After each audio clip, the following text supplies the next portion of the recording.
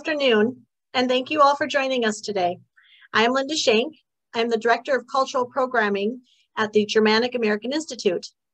I would like to welcome you to today's virtual armchair travel, winter escape to the Austrian Alps with Mr. Michael Kenney of Defined Destinations. Some quick technical notes before we begin. We are going to keep our microphones muted and our cameras off during Michael's presentation. You can adjust your view settings to your comfort.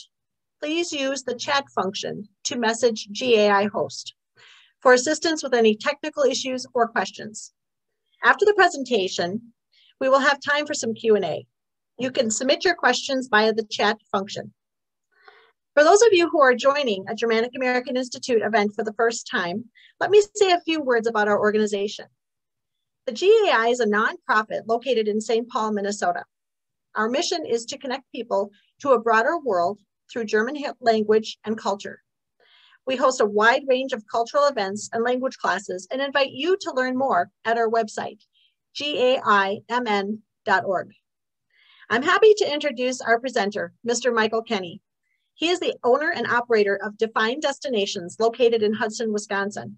He has over 20 years of travel experience. He specializes in travel to Europe, with backgrounds in history and geography. Michael took a group of our GAI members to Europe in the fall of 2018. He has operated tours in all 50 states and has been to 6 out of 7 continents.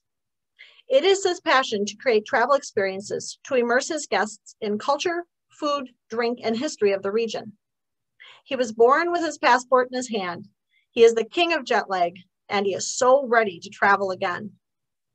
This presentation will be the first of more upcoming presentations featuring our 2 possible upcoming planned trips through Michael's company, one in December of 2021 and February of 2022. Please view our GAA website for more information on these upcoming trips, which will include links to further information regarding these trips. Thank you again for joining. We are delighted to have Michael with us today. It's time to sit back, relax, and enjoy our travels. Now I will turn the microphone over to Michael. Thank you again. All right. Hi, everyone. Thank you, Linda. Thank you, GAI. This is great. Everybody have a drink. I've got my my beer stein here. There's not beer, it's water. It's too early in the day for that, though. And I've got this background. I am here in Hudson, so yes, the background looks like I'm at the Wildekaiser Mountains in Austria, but I am not, but I think it's kind of fun to do that.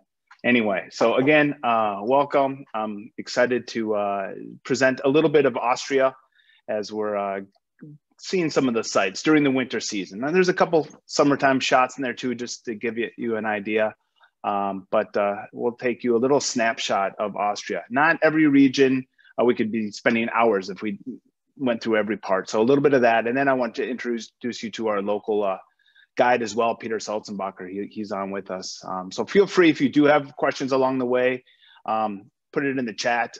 Aaron will stop me or bring up a question too. So we'll do the best we can. So let's have a little bit of fun here, and I'll go ahead and start the presentation. Let's see, I think Aaron's gonna pull up the slideshow. All right, so Linda introduced us already, who we are, and our mission essentially is just to offer fantastic trips, unique ones, and insightful travel experiences. That's what it's really all about, getting to the destination and having a really authentic experience, and that's what we want to do. We are locally based here in Hudson. I'm from originally northern Minnesota, Park Rapids or Dorset, if you've ever heard. And I've been doing it group travel for over 20 years. And it's truly my passion. With COVID, it's been tough because we haven't got anywhere in over a year and a half, really, have been taking any groups. So I'm itching to get back. And one of the first trips will be hopefully with GAI on a trip to the Christmas markets in December. And we'll have more information later on. I wrote it year 2019, we operated a trip to Germany and the Rhineland, but yes, Linda's right, it's 2018. If you can see over to the right, those are some of the GAI members when they were on that Germany Rhineland trip. So maybe even some of you are online right now looking at that. So kind of exciting. What will we see today? again, winter destinations in Austria and some of the Bavarian Alps. I think maybe some of you have traveled to Austria, and the majority of the people go to Europe in the spring, summer, and fall. But I think a lot of people forget about the winter. We have cold winters here, as we all know and live it. And so we don't always think about going to another winter destination. But if you have the chance or an opportunity, or maybe you have, going over there it's phenomenal. So we'll talk a little bit about what makes it so fantastic and special during the winter and even Christmas season. Also skiing experiences. Some of you might be into downhill skiing, maybe some of you are not. So we'll have a little bit of a learning on that too, which is always fun. And then some of the typical cuisine. And then again, I'll introduce you to local Austrian skiing tour guide expert, my friend Peter. Let's do a little geography lesson, should we? Here we're talking, again, Austria's, it's a small country, but still getting around. And there's lots of places we could go see and do, from Vienna to Linz to Graz to you name it. We could spend lots of time in that. But we're really going to focus, hopefully you can see here with my mouse, on the, just talk a little bit about Salzburg outside Hallstatt, as well as Innsbruck, and then Kitzbühel, which is tucked right over here. And then we'll touch on actually Munich and Neuschwanstein as well, which is over in this area. So we'll talk about that. You can see kind of the terrain too. This is this map shows it's a little bit more flat, rolling hills over to the right or eastern side of Austria, and the darker areas is the rugged mountainous region. And again, with Salzburg, Kitzbühel, Innsbruck, and the Tyrol.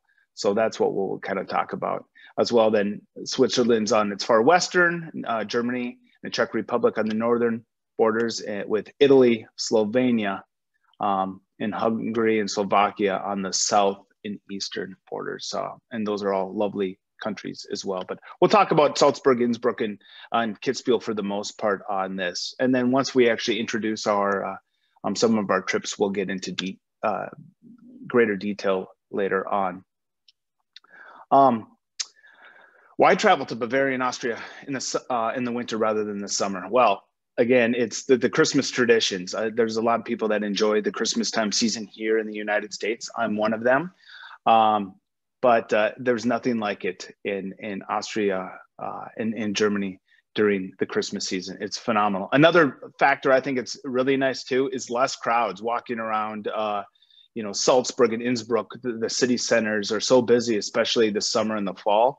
But they're not as crazy during the winter season because it's not that classic traveling time. You'll find more locals or locals from other nearby countries visiting that. And then, of course, the unique skiing opportunity. It's so different. They don't have the resorts, the ski resorts like we do. It's actually part of their culture.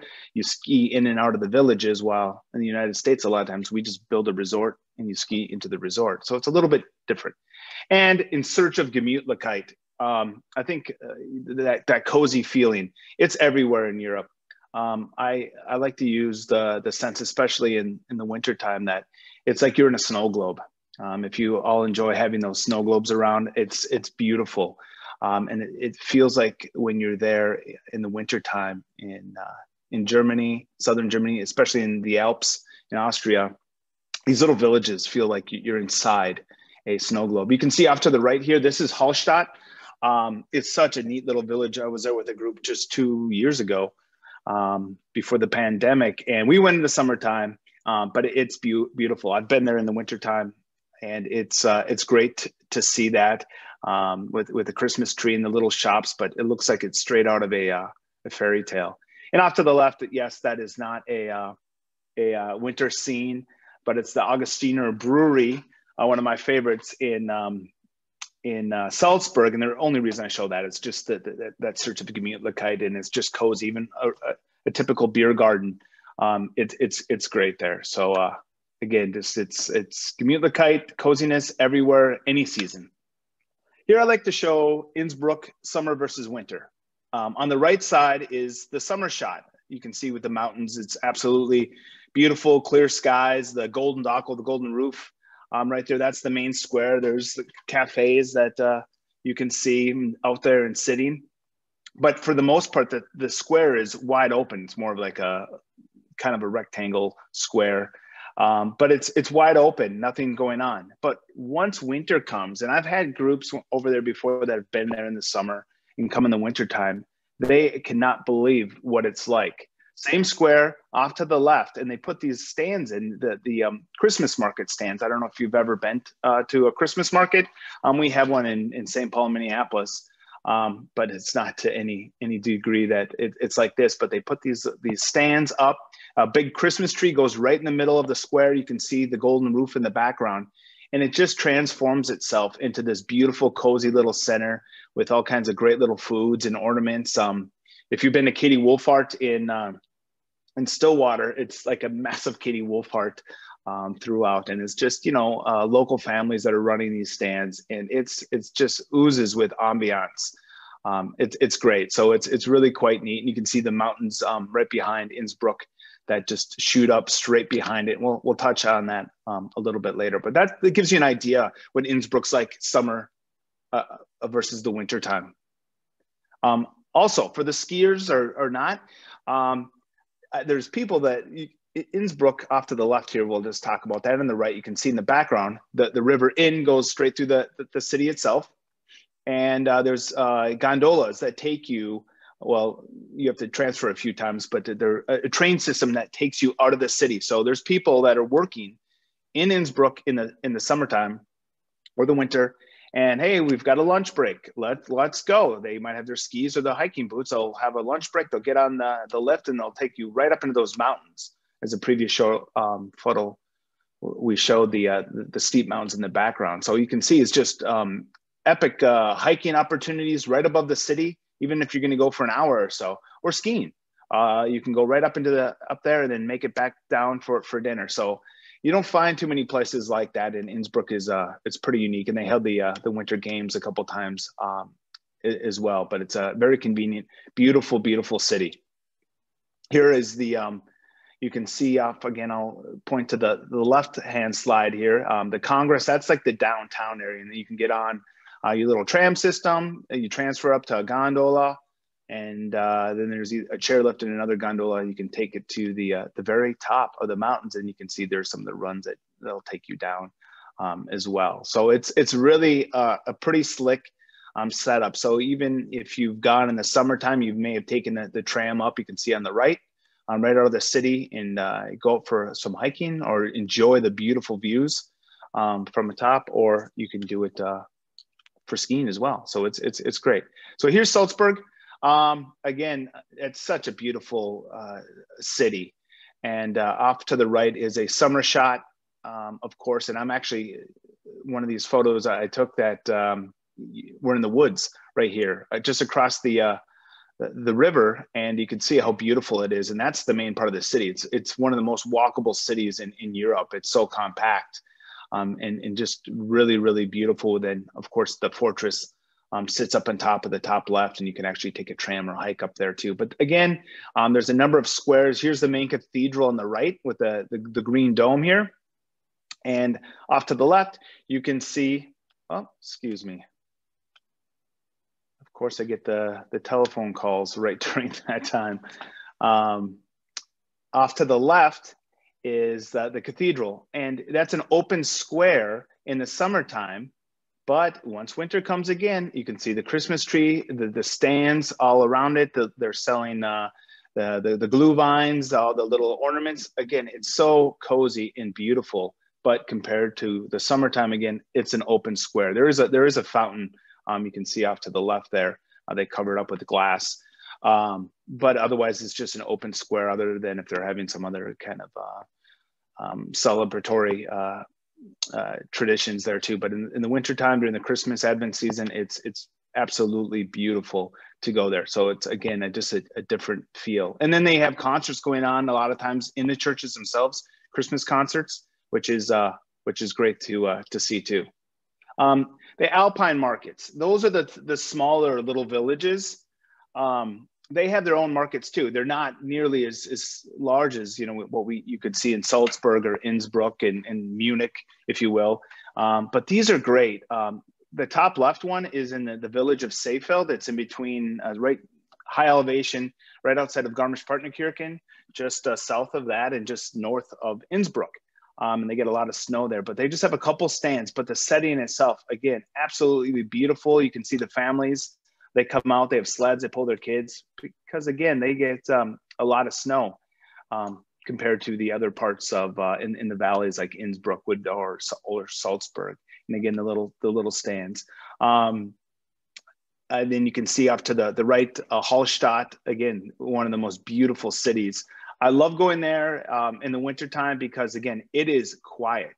Compared to the summer, it's really busy. Everybody wants to see this UNESCO site of Hallstatt. It's right on this beautiful lake, and the mountain that they still mine salt from today is up there. But if you go in the wintertime, it won't be nearly as busy. Really, actually quite quiet. But the setting is just beautiful itself. So some of these smaller little towns are really worth visiting too. Even if they have 3 or 4 stands, it's just, again, the setting and that Gemütlichkeit it's unparalleled with anything else. It's just beautiful. Some of the Christmas traditions. Again, I said it's like living, you're inside a snow globe. And I've been fortunate. I've taken a number of groups during the Christmas season, and it's like a pinch me experience. And we're only touching on a few cities, lots of areas throughout Germany and Austria, and areas right around there celebrate the Christmas season with these Christmas markets. But no one does it quite like the Tyroleans and the Austrians and the Bavarians. It's just beautiful. So again, this is one of the larger. You can see off to the left in Salzburg too, just a different square, more markets. Oh, actually, that's the same square as we looked at from the cathedral, just a different vantage point from there. It's just beautiful. Again, off to the right too, just a smaller village, snow coming down. It's. I think when we think of Christmas, or at least when I think of it, it brings me straight to the Tyrolean Alps, which is just absolutely beautiful with their wooded buildings and their little stands selling Glühwein, the hot mulled wine. There's a little stand right there. The potato cakes and bratwursts and sausages, just this classic fare. And we'll talk about cuisine a little bit later, but it's just, again, that setting, it's great. The sweets, the Christmas carols going in from the churches. I mean, all our traditions for the most part come from this part of Europe. Regardless of your religious background, it's most of our American traditions are from this area. And again, the handcrafts too. I've been to a Paris Christmas market, and they try to replicate, if you will, what they do in Bavaria and Austria, not to any degree. It's more of a sales pitch. They're selling alpaca sweaters. What's great about the areas that we visited in the Alps, they have like strict laws to what you can sell of that. It has to be handicrafts of the area, and so on, which is really nice. You're not going to be finding Sherpa sweaters or something from South America or something from China. So you're really going to have that authentic experience compared to what, like I mentioned, Paris had during their time too. So you really have that authenticity in Austria and Germany during this time, which is really nice. Munich.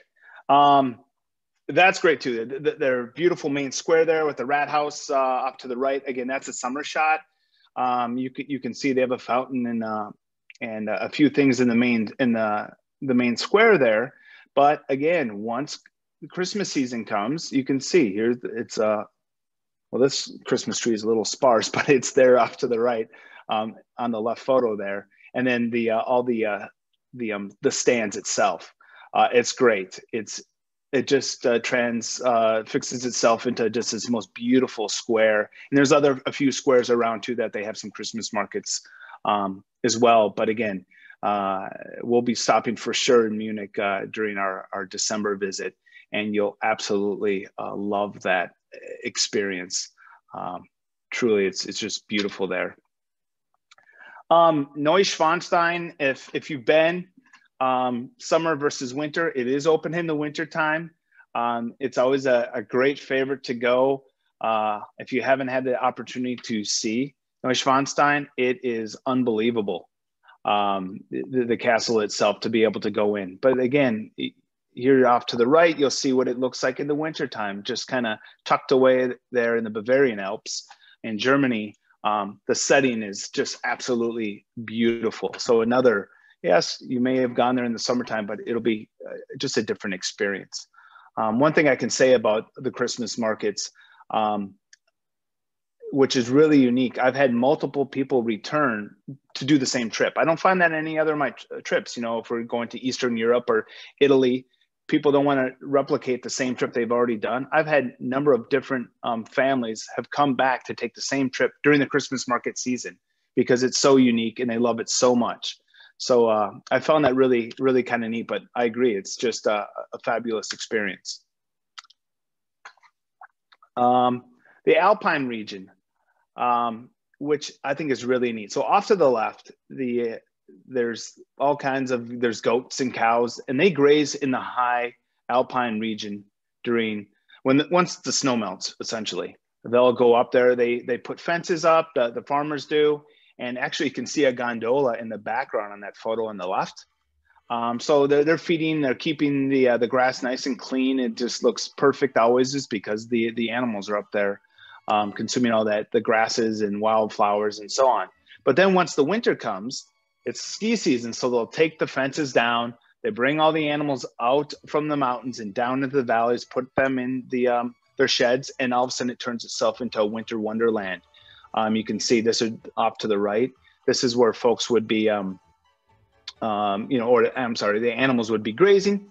And again, that winter shot, you can see they even, they groom the trails. There's some people hiking, but lots of cross-country skiing, and then downhill as well.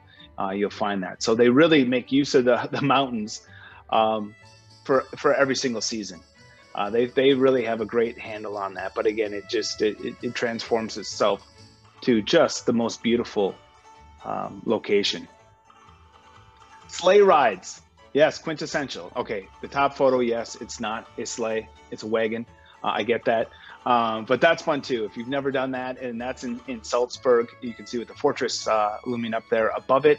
But that's a lot of fun. You'll see that throughout that city, especially Salzburg, more so than anywhere else. Of the areas that we're talking about right now are the wagon rides that you can take. But then on the left, and I took this with a group and with Peter as well, we were near Seefeld, where again they have more snow, and we took our group with a sleigh ride, and it's amazing. Again, another pinch me experience, going by horse and sleigh through the Alps. It's just really, really cozy, the trees, and then if you have a hot cup of coffee or Glühwein or you know, the apple drink, it's a lot of fun. So you would definitely enjoy that. The Tyrolean villages, again, the smaller areas, they're really all over the place. These tiny little villages, and they're great for the skiing. Of course, we're kind of moving towards the ski portion of the slide, but you can see there's small little villages, always typically wrapped around with a church in the middle, and then they have the lifts that take you right out of the villages, so you can ski in and out quite easy. And again, it doesn't have to be in the largest city like Innsbruck.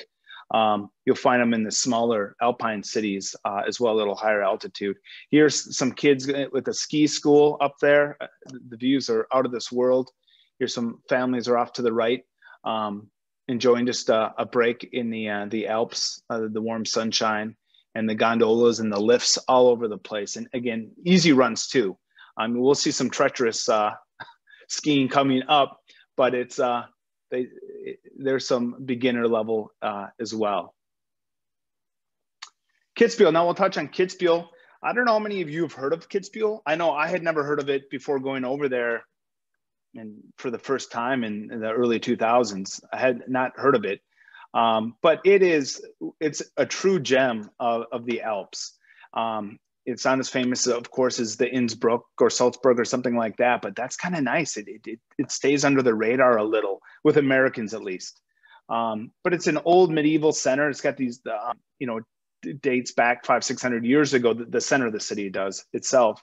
It was they mined there. And it still is charming as can be. So the left is a summertime photo. They have bands, the local city band plays, and that is fun. I've been able to experience that on certain days. They'll play, but then in wintertime, again, it transforms itself into this little snow globe village, and it is absolutely beautiful. But they're really, really well known for the skiing. It's busy in the summer and in the winter because of the ability, the opportunities you have to ski, some world-class skiing right there in Kitzbühel. All right, more technical maps here. Kitzbühel is right here in this valley in the lower portion. Hopefully you can all see that. And everything you can kind of see off with the lines. Again, you might not be a skier, so just bear with us a little bit, but I wanted to just show how many opportunities right out of the town on either side. You can go up to the mountains and transfer on different gondolas, and they have all these different runs that come down all over the place. They don't offer night skiing in Kitzbühel, but Kirchberg, the little village off to the right, they have some night skiing too, which you can do. But there's opportunities all over this area to just really enjoy some world-class skiing. The honeycomb, we'll be talking about that in the stripe. There's a race. If you can kind of see it, there's this line that goes right outside, and it's one of the world's most famous races in the world. And Peter, and we have a video coming up that we'll talk about that, but that's right in the town itself. So it's pretty amazing. Local cuisine.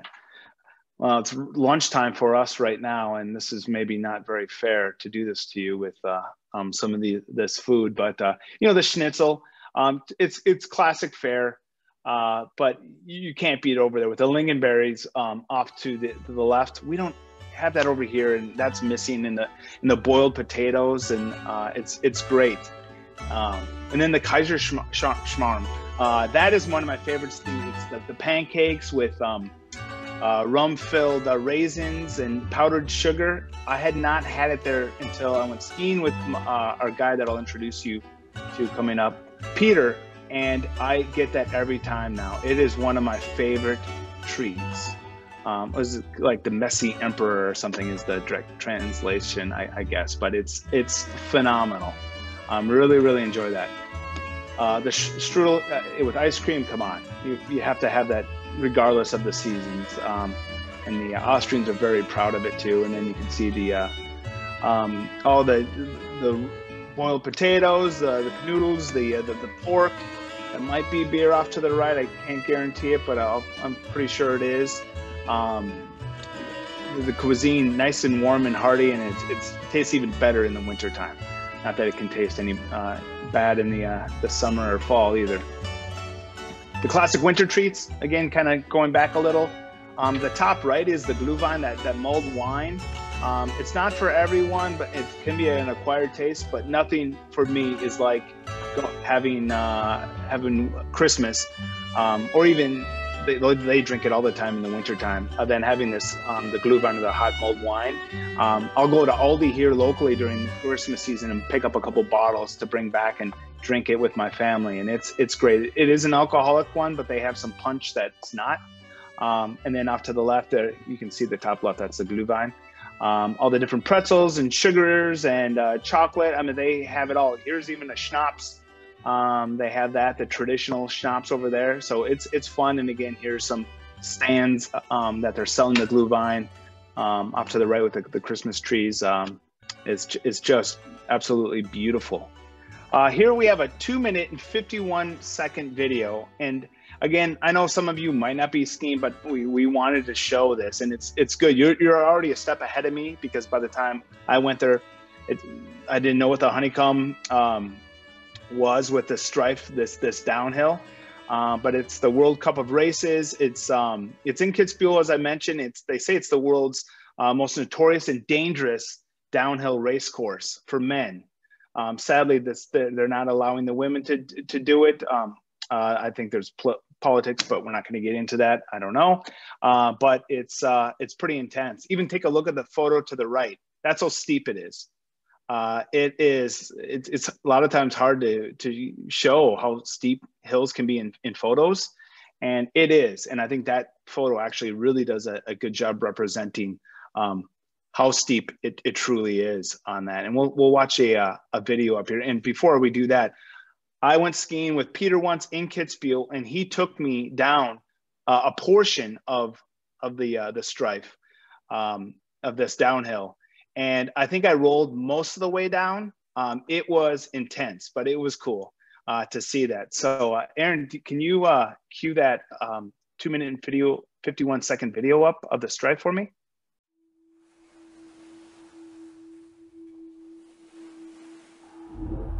Kitzbühel for me is the ultimate test of strength and courage in ski racing.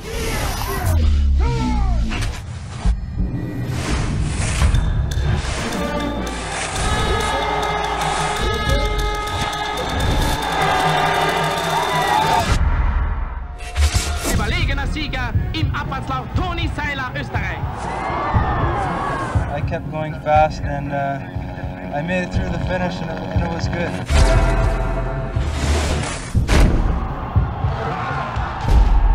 And I try and push it as hard as I can. I try and take that risk.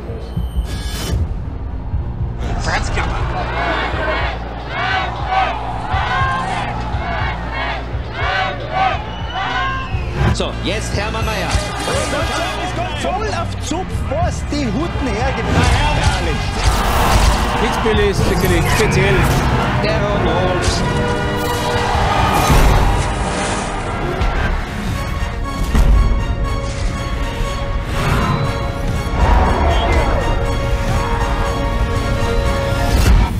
From day one when I roll in the Kitzbühel, it's a different vibe than anywhere else. I mean, there's so much energy. World Championships, Olympics are big, but they're not compared to Kitzbühel in my eyes. That's the #1 focus for me every year. Of course, you have to be a good skier, but you also have to be able to find that courage and push those limits and be willing to risk it all. You know, maybe end up in the fence, but maybe winning.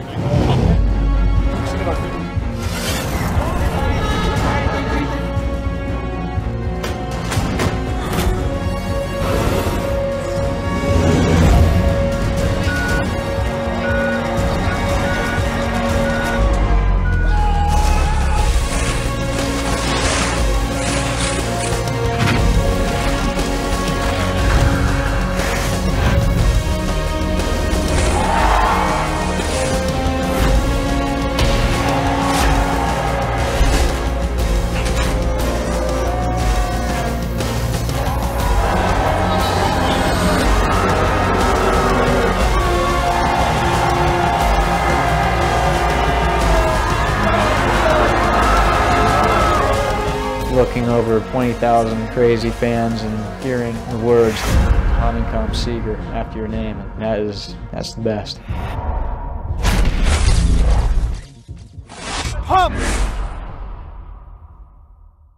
So yeah, that's it can be pretty intense, and I think you saw a couple of those shots of people falling down. I did that basically the entire way down.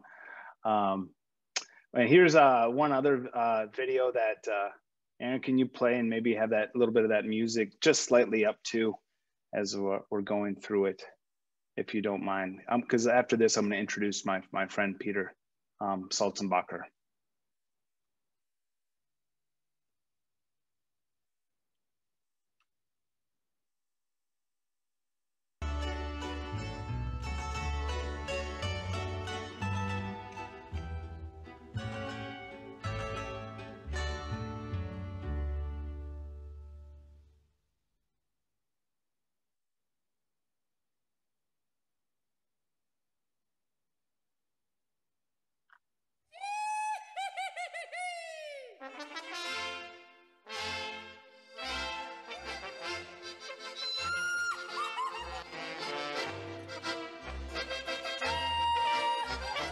This is the Wilderkaiser Mountains, just outside of Kitzbühel. Absolutely stunning, the Sleeping Emperor.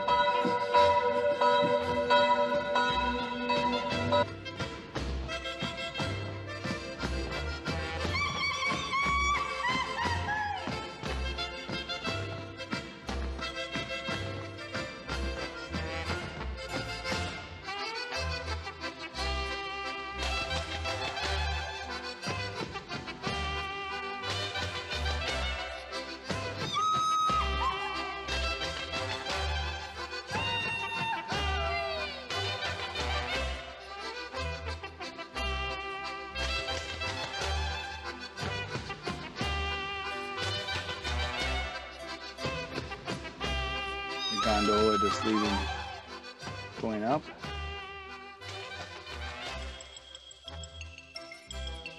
So when you get up on the top of overlooking Kitzbühel.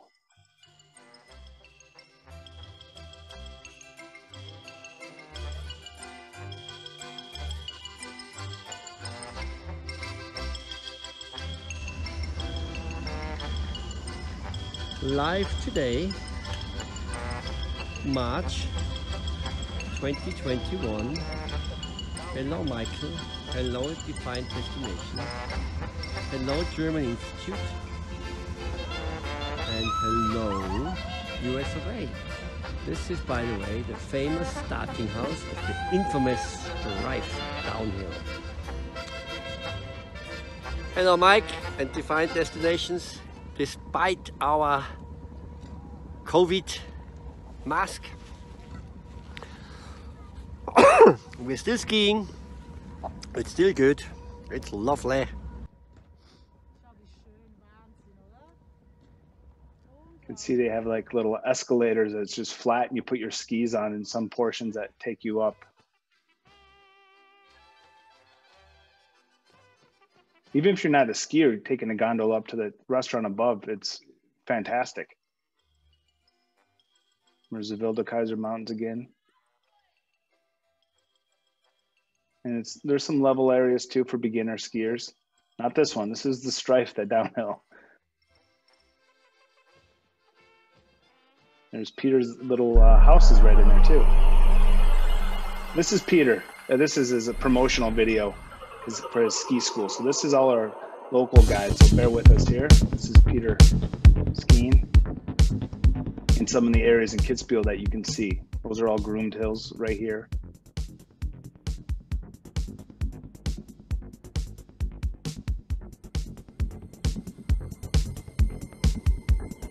So he's going to join us in February as well. The groomed part in the middle, and then it's off the groomed trails off to the left if you enjoy more of the powder skiing.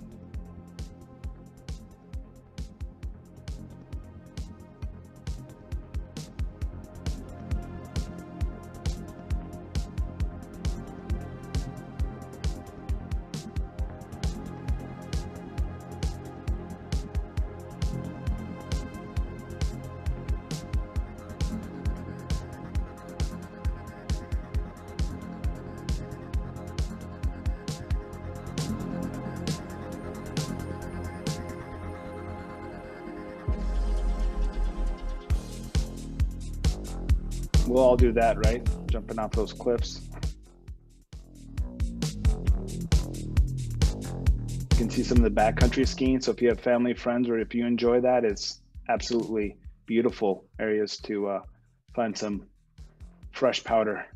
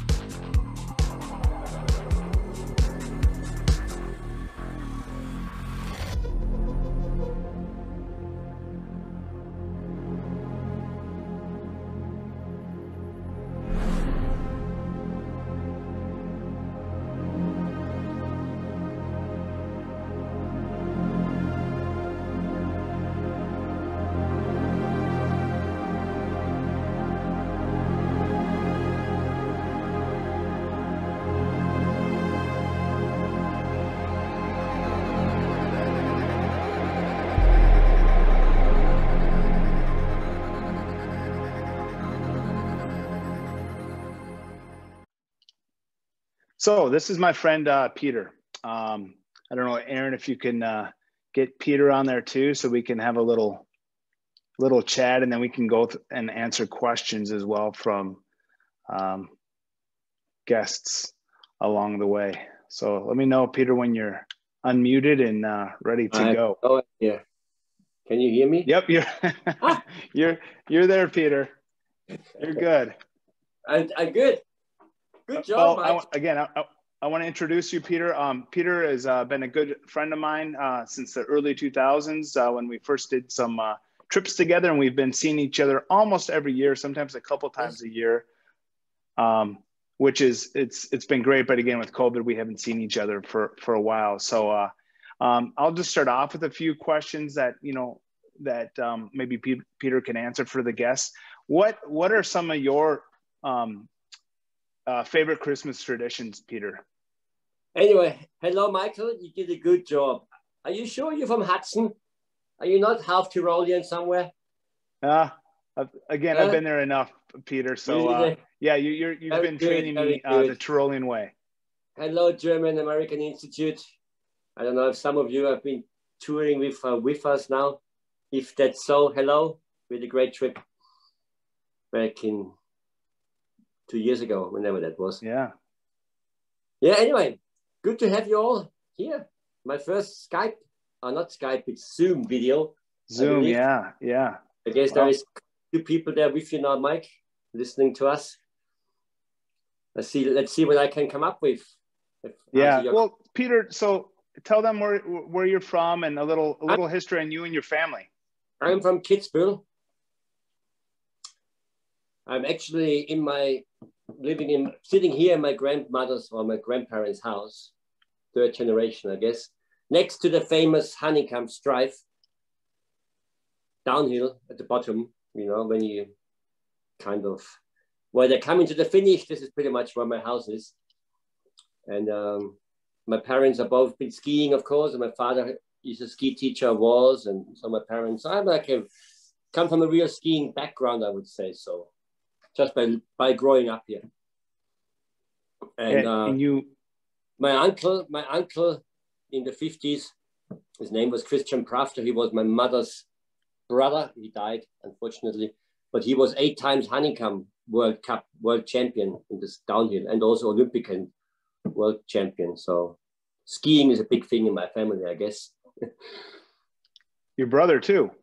My brother too, but he was not a skier as such. He was a Nordic. He was a ski jumper and a cross-country running, but it's still on the snow.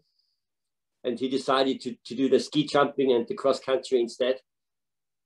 And he ended up having 6 medals, 4 Olympic medals and 2 World Cup medals. So I guess I have to live up for a reputation, for a skiing reputation. Yes, you have a lot to live up to, but you're great at it. So please give us that was a question, but I can't see those questions. It just popped up. Well, Aaron might put that up in a little bit, but my first one is just going back on the slides. I read something about Speak Tyrolean. Servus, grüß euch. Bin der Peter. Freut mich, dass ihr ihn seht, euch miteinander. Hoffentlich es kommt's demnächst einmal. Maschi. It's a little different to the German, I guess, since we are at the German-American Institute. Prost, Michael. I remember that sign with you, I believe. Where did we get that? I can't remember. I don't know. We've gotten a lot of the Steins over the time. And yes. this Austrian jacket, I have to say. Yes, that again, our Salzburg visit. But okay, Peter, what are some of your favorite Christmas traditions that you enjoy in the Tyrol? Christmas tradition? Yep. Yeah, well, the Christmas market, you already said that, but there is more, the tradition is more like family based, I believe. And, it's Christmas originally is a very quiet time, so. And traditions is like, you light your Advent crantz, you have the 4 candles, and once a week you light one of the candles. And sometimes, back in the days, we used to sing as kids and families. Nowadays, this is very traditional, and it's all kind of builds up to the Christmas, but it's not crazy, it's quite calm. And when they do the singing and the Weisenbläser, when they go with the trumpets on the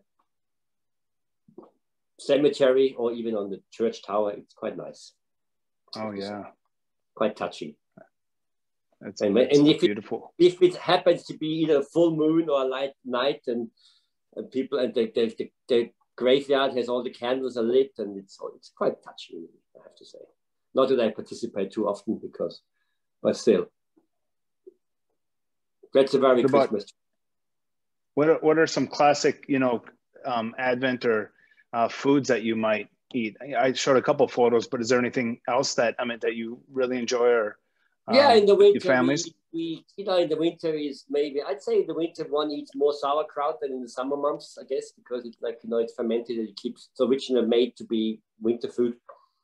And you have it then mixed with some dumplings. We have some some Tyrolean dumplings, which are like with cheese or with bacon or spinach or leftover food. And then it's like, it's a combination with then hot broth, beef broth primarily. And then you have, this is like winter foods. It's like, and the Kaspatzle, the melted cheese and the Spätzle. So it's a bit warmer food, let's say. You're not so ice cream eating in the winter, I guess. It's more like and we don't do Christmas turkey, I'm afraid. It's also, we have for Christmas, it's like goulash soup or stuff like this. Goulash is very wintry food. And of course, being an Austrian, we have to eat schnitzel at least once a month. Otherwise, they take away our citizenship, and that's not good. Yeah. Oh, I do it more than once a month. It's great. I have to become German then or something, It's like, no. We have to eat our schnitzel on a regular basis. Yeah. No, it keeps you Austrian. From like Vienna is a little different to where I'm from, although it's not far. It's maybe, 200 miles or something, a bit more. But we eat different, guaranteed. Yeah, well, that's for another trip, another time with that. Yeah. And your Kaiserschmarrn, by the way, you're right. Well, your favorite dish, by the way, because when you said that so it's nicely,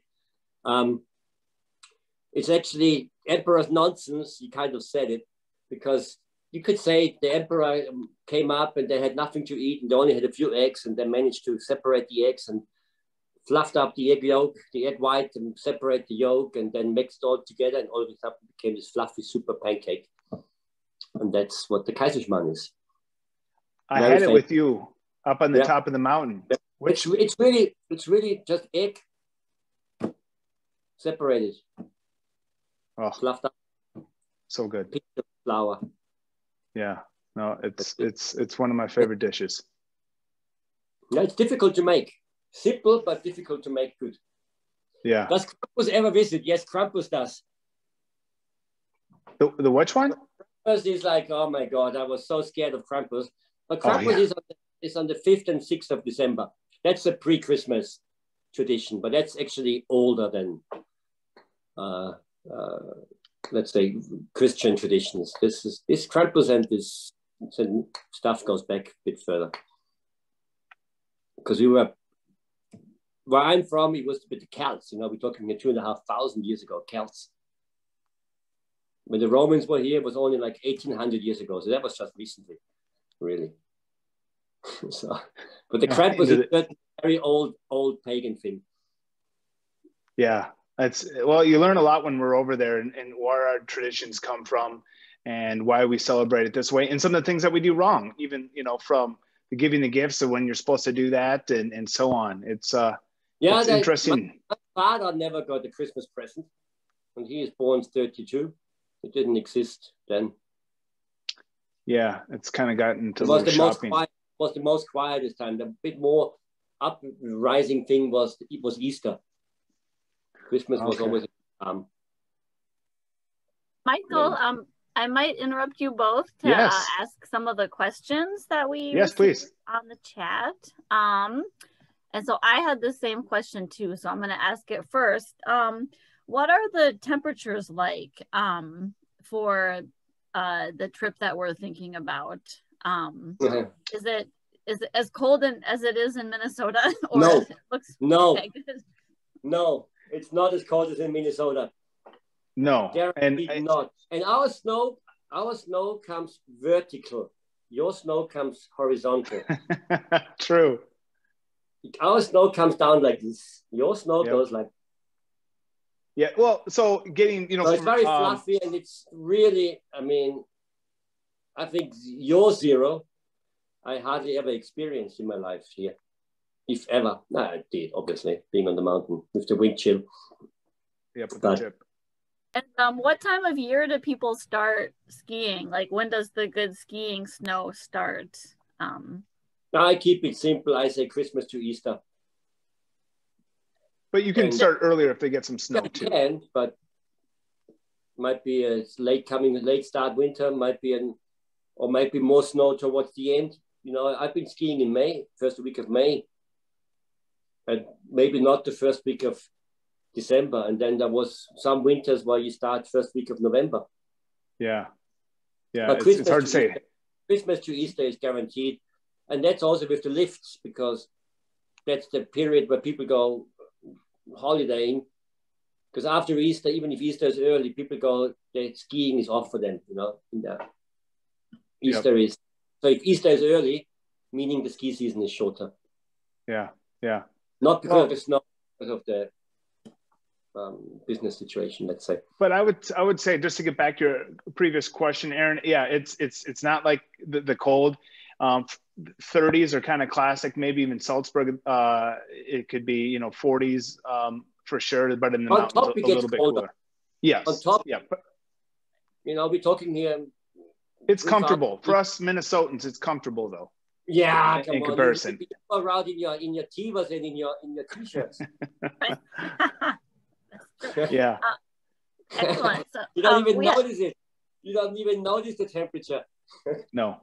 Is there another one? We also had a question about snowshoeing. Is that Yes. Are there snowshoeing opportunities there? There is, of course. You can walk forever. I mean, I don't do snowshoeing because I'm skiing. I go skinning. Because when I walk up somewhere on the mountain for a couple of hours, I like to ski down. When you go on snowshoes, you have to walk up and down. Can you take the lift up though, and then go around up there? You can do that too. I mean, snowshoeing is like, but there's so many, let's say, well, see, as Austrians, we don't snowshoe like as such, because if we're going to go in the soft snow, we use our skis with skins. Oh. And then we ski down, and most of the other things is because people are walking all the time, so it's actually hardpack a lot. And so you walk on hardpack, so you don't have to walk on snowshoes because the snow is not soft. But you can find some places, I guess. Oh yeah, still. There's so many possibilities. There's so many. Yeah. In a radius of 30 miles, I would not be able to go on every peak in my life. And then one of our attendees here had a question. If you could talk a little more about how it works with the skiing. Like, do people kind of go on their own, or is it more guided, or does it depend on the level? It depends, you know. I mean, it's hard to say what people do generally speaking, but I mean, now we have COVID, yeah. Now it's just a bit. The skiing is very simple, and my ski school is people not much work at the moment because all the hotels is all closed for the moment. But on a busy day, the ski area of Kitzbühel, they have 38,000 people on one day. So people do free, they ski themselves, they take a guide, they go off-pisting, they just want to go backcountry, they don't want to touch the piste at all. And there's ski schools, like you know, in ski schools, so you can join a group or you take your private teacher or just a private guide that shows you where to go. And there's different prices for all kinds of things. But if it's regarding the trip, Aaron, it'll be, we're looking at having it, you know, again, everyone have their own ability, but like myself will say, hey, we're going to go to this area. Feel free to join us. So we'll have a structure, but it's going to come down to what abilities or what people are at, and we'll feel it out. So simply said, like how I have it with other, let's say I would treat the German-American Institute like if a company from Munich wants to have the extended weekend, it's a company of 50 or 60 people, and they want to have a Friday, Saturday, Sunday in Kitzbühel, and then you put the people in different levels of skiing if they want, or if they want to be themselves. But you organize lunches or dinner or something like this, and then it just goes whoever wants to do whatever. So it's quite simple as such. But for me, I primarily do one-to-one, mostly, or with one family. That's we'll have it organized though for people that based on their level, and we'll talk about that once we 4 or 5 have the people trip. Say, then it's quite nice to ski around. Yep. Is there any more questions that people have? That's all I have so far in the chat. I had another question personally. So I belong to the beginner group. So what kind of opportunities are there for those who don't have a lot of experience? There's plenty, obviously, because that's because everyone has to start somewhere. You can't just expect people going down the stride from day one. Like me? That's you. Oh, you did. Like rolling down? A couple of times on. You did all right, Mike. I made you ski off a roof, remember? Yes. You made yourself go off the roof. I just helped you. But there are some easy levels though. For the beginner, let's say, this is what they called we call nursery slopes, and they are accessible from the village. And there's a few lifts, like a cable car, a tow bar, like you have in Minnesota, where Lindsey Vonn learned to ski, world best skiers ever in the world. Every Austrian knows Lindsey Vonn, by the way. Yeah. So yeah, there's plenty of opportunities for beginners. It's free of costs. It's free at the bottom. At the bottom, yeah. Yeah. So there is enough, and if you feel like, oh, now you can take it on, then you go a bit further up or to other places or to use more lifts, then it costs. But if you just want to see a little sniffle, if you like the skiing or not, it's free. Not for the teacher, but for the lift system, it's free. What about the equipment? Can you rent it there pretty easily? Yeah. There's rental places without an end. You get everything. Yeah, so you don't have to bring your own equipment. No. Unless, boots is always boots. I mean, if you're a skier, then you know. But if you're not a skier as such, you don't even have to bring your boots. Yeah. But if you're a skier and you've been skiing, you really want to ski in your own boots.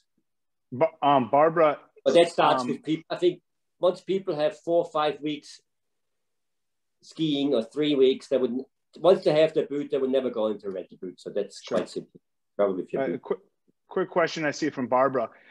It's hard to say the Christmas market, as Peter mentioned, a lot of places don't start until after the after Christmas. No. It just depends if they have snow or not. So it's hard to say. We can't guarantee it. That you'll have an opportunity. I mean, we'll have some free time. So if it's available, I'm sure we could maybe fit something in for those that would like to go skiing. But we can't guarantee it during the Christmas market. Skiing at the you can't guarantee it. It's early December where you'd be going. And you know that tour guide, he's always on a tight schedule, and he runs a regime, and there's no time for individuals on my bus. Oh, we'll have to get a different guide then, Peter. No, but I mean, it depends how long if you stay usual 7 days, Innsbruck, Salzburg, Munich, you might squeeze. Well, if you stay in Kitzbühel, I'm sure you get a day in skiing if there is snow. Yeah. So we'll see how that goes. That'll be again to be dependent on the weather when we get there, Barbara. We just can't guarantee it during that time. Anybody else have any questions? I know we were already taking you over the time. It's 2 minutes past, and you're holding us to it, so we don't want to overdo it. But if no one else has any, you're like an Austrian. You have all the stuff. You know it. No, I love going over there. And if you've never had the opportunity, and maybe this is your only time to see it, it's the people, even besides Peter, they're lovely.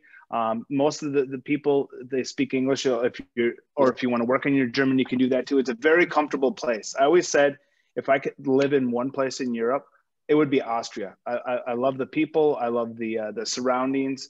And again, you can't beat living in a storybook. And Austria is the place.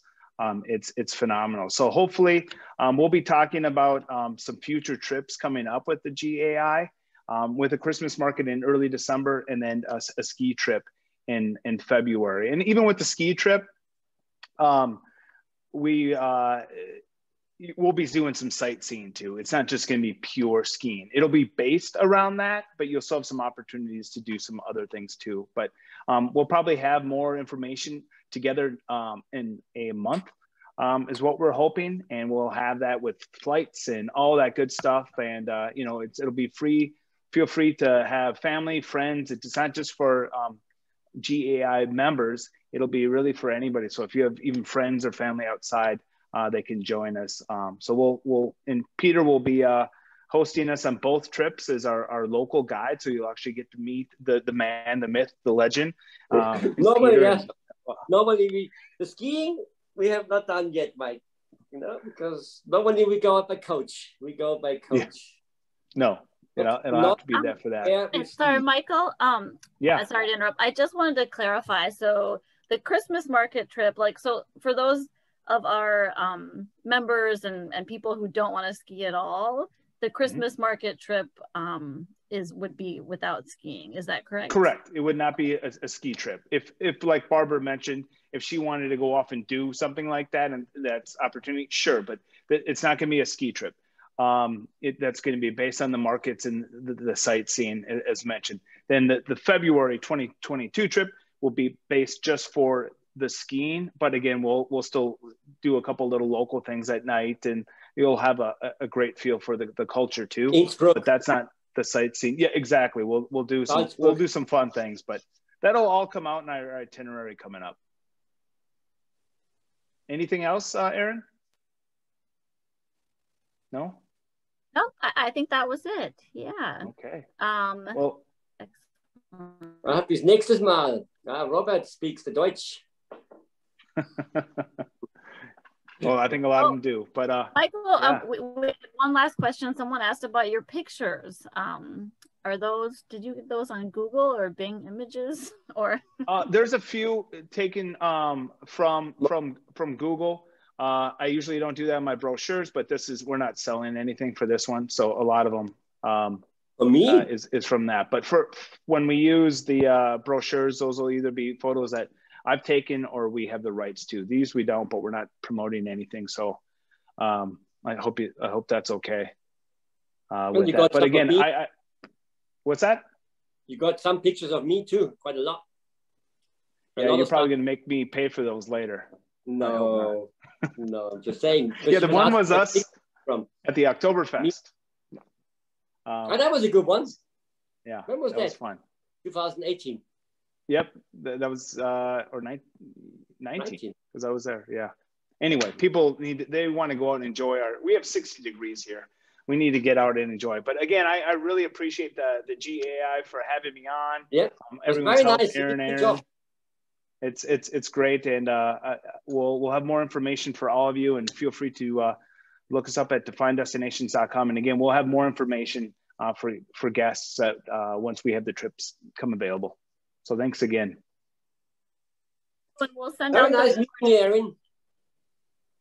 Very nice meeting you, Aaron. Hope to see you again. Some skiing in the year.